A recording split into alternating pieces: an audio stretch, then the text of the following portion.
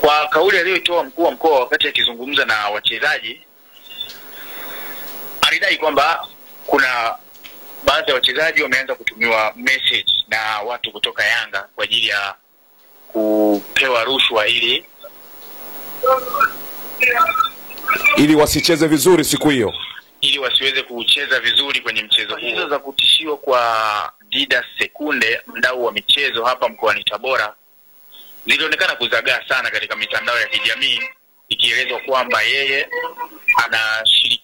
anashiriki kuihujumu klabu ya Yanga ili isiweze kupata ushindi siku ya kesho. Lakini mkuu wa mkoa wa Tabora alimhakikishia usalama na akasema hakuna mtu ambaye ataweza kumzuru Dida wala kumfanyia kitu chochote. Jana klabu ya Yanga walichinja ng'ombe 20, wakajumuika pamoja mashabiki, wapenzi pamoja na wanachama wa klabu hiyo, ikiwa ni sehemu tu ya hamasa kuelekea kweli. Hali ilivyo kwa sasa kwa mji wa Tabora, tunaweza kusema kwamba joto linazidi kupanda.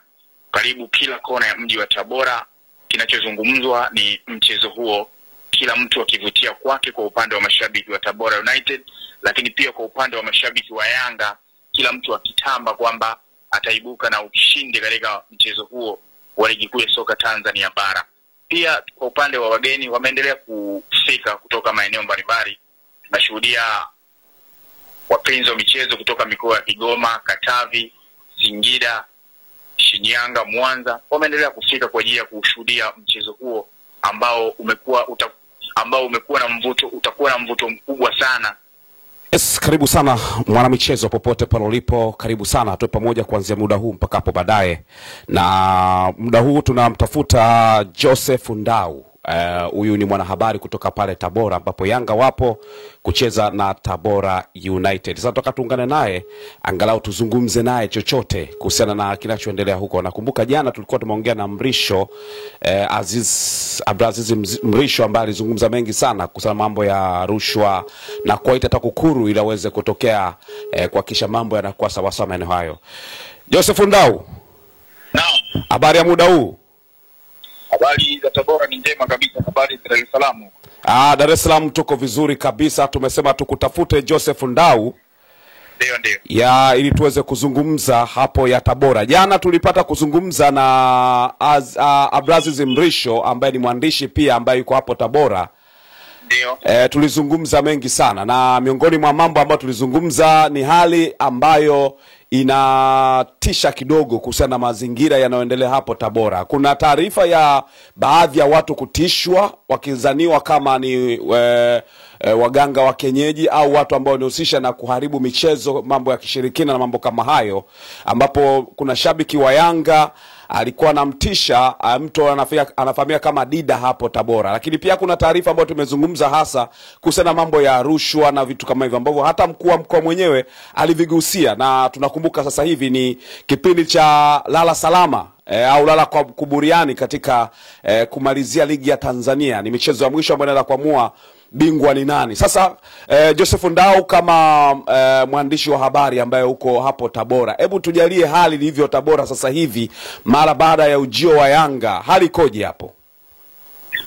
Naam, kuelekea mchezo wa ligi kuu soka Tanzania bara kati ya mwenyeji Tabora United dhidi ya Young African, mchezo ambao utapigwa siku ya kesho katika dimba la Hassan Mwinyi.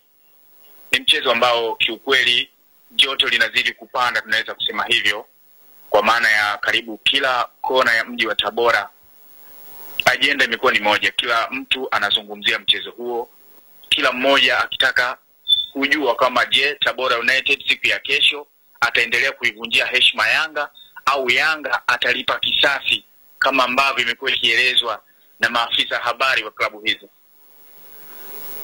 Sawa. Na vipi kuhusiana na ujio wa Yanga hapo? Kuna tishio lolote ambalo linaendelea mara baada ya taarifa ambayo tumezungumza hapa? Kuna mmoja ya mashabiki wa Yanga ambao walimtisha shabiki wa Tabora United ambaye anafahamika kama Dida. Taarifa hii ulizipata nao ziko katika mtiriko gani kwa jinsi ambavyo ulizisikia? Taarifa hizo za kutishiwa kwa Didas Sekunde, mdau wa michezo hapa mkoani Tabora, zilionekana kuzagaa sana katika mitandao ya kijamii, ikielezwa kwamba yeye anashiriki kuihujumu klabu ya Yanga ili siweze kupata ushindi siku ya kesho. Lakini juzi Mheshimiwa mkuu wa mkoa wa Tabora Paul Chacha alipata wasaa wa kuitembelea kambi ya Tabora United, ambapo alipata muda pia wa kuzungumza nao wachezaji, kuwatia moyo na kuwapa motisha ya endapo watapata ushindi kwenye mchezo huo, basi atawazawadia kiasi cha shilingi milioni 60. Lakini wakati akizungumza na wachezaji hao, alilizungumzia swala hilo la baadhi ya watu wa Yanga kumtisha Didas Sekunde, ambapo akamhakikishia kwamba Didas Sekunde yeye afanye kazi yake kama mdau wa mpira wa miguu wa hapa Tabora mjini, huku akimhakikishia kwamba yeye amesharudi Tabora na hakuna mtu ambaye anaweza kumzuru kutokana na hicho ambacho kinaendelea kutembea kwenye mitandao ya kijamii. Na vipi sasa kuhusiana na hilo, Dida mwenyewe anasemaje kwa jinsi ambavyo pengine umemsikia, lakini mkuu wa mkoa hajasema kwamba anaweza kachukua hatua zozote kwa wale ambao wanatishia maisha ya watu kuua kwa sababu ya michezo? Dida nimejaribu kumtafuta lakini sijaweza kumpata, na jitihada za kumtafuta zinaendelea, lakini mkuu wa mkoa wa Tabora alimhakikishia usalama na akasema hakuna mtu ambaye ataweza kumzuru Dida wala kumfanyia kitu chochote kibaya, kwa sababu Dida hajafanya kitu kama hicho. Ni kitu ambacho kimezushwa na baadhi ya watu wasiokuwa na nia njema na Tabora United. Na pengine sasa ujio wa Yanga hapo, mkuu wa mkoa wa Tabora Chacha alizungumza kwamba kuna viashiria vya mambo ya rushwa. Wewe kama mwandishi wa habari ukitafuta utafiti wako, unaona mazingira ya namna hiyo yapo hapo Tabora kwa Yanga kutumia fedha au pengine mpinzani wa Yanga nao kuingia hapo kushawishi upande mwingine kushusha mzigo kwa maana fedha?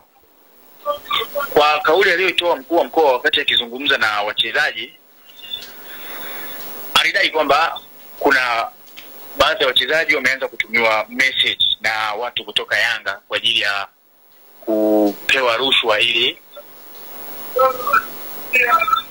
ili wasicheze vizuri siku hiyo, ili wasiweze kucheza vizuri kwenye mchezo huo.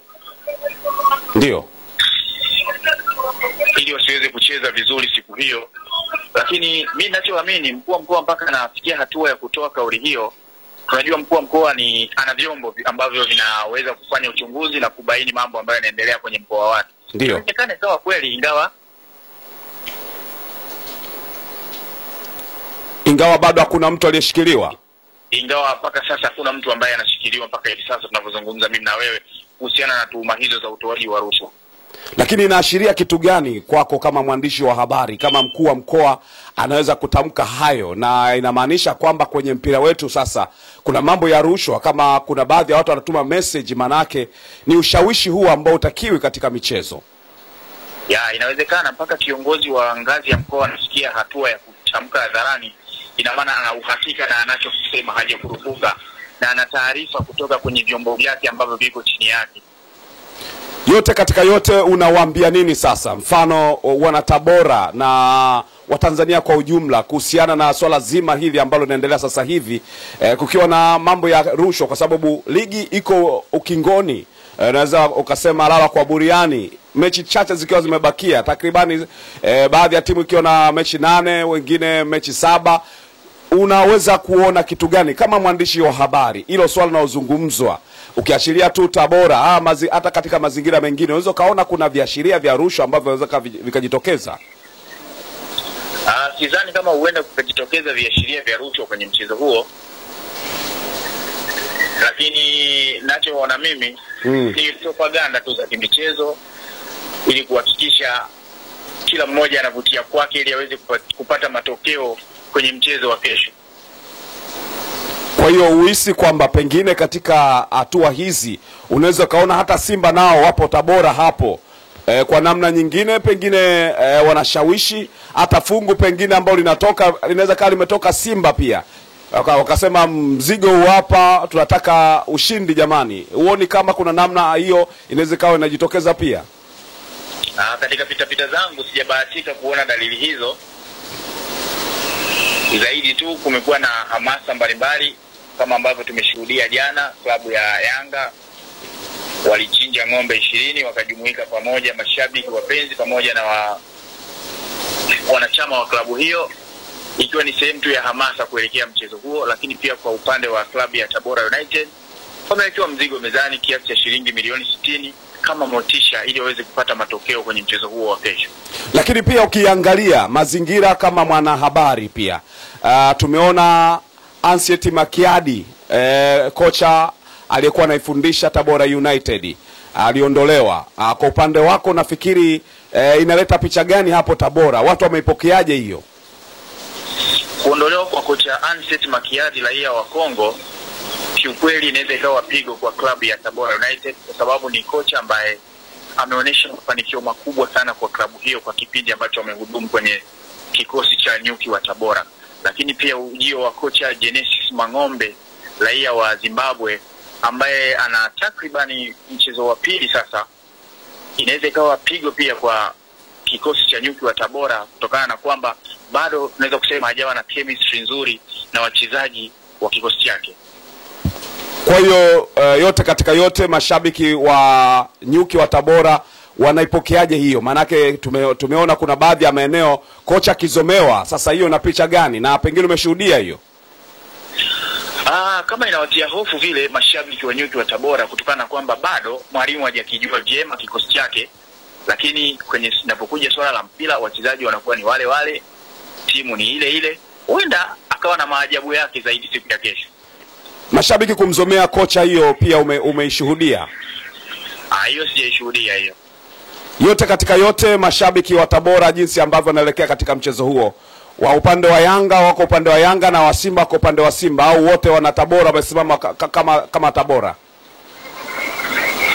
Kuelekea mchezo huo wana Tabora wamesimama kama wana Tabora. Mashabiki na wapenzi wa Yanga na wao pia wamesimama kama wao kwa nafasi yao. Basi nikushukuru sana Joseph Ndao kutoka Tabora kwa kutupa angalau ujumbe kidogo kwa kufahamu kinachoendelea hapo. Nakushukuru sana, asante sana. Asante sana. Naam, tulikuwa tunapiga story na Joseph Ndao kutoka Tabora.